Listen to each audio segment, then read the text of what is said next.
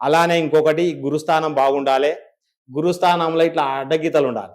ఇట్లా ఇక్కడ చూపుడు వేలు కింద అడ్డగీతలు ఉండాలి. అడ్డగీతలు ఉంటే బాగా చదువులో రాణిస్తాడు. చూసింది గుర్తుంటుంది.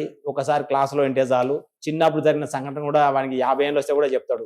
ఒకటో క్లాసులో ఏం జరిగింది అనేది చూసినట్టే చెప్తాడు మళ్ళీ. అంటే అంత జ్ఞాపక శక్తి ఉంటుంది.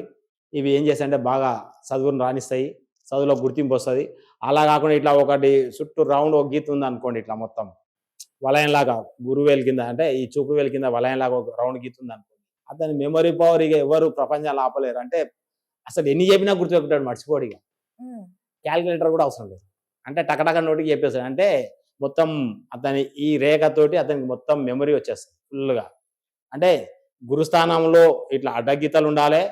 ఈ ఉంగరం వేలు శని వేలు మధ్యన నిలువు రేఖ ఉండాలి. ఒక్క రేఖ ఉంటే 1 డిగ్రీ చేస్తాడు. 2 రేఖలు ఉంటే మటుకు 2 డిగ్రీలు కంపల్సరీ చేస్తాడు. ఈ డిగ్రీకి ఆ డిగ్రీకి సంబంధం లేకుండా చదువు.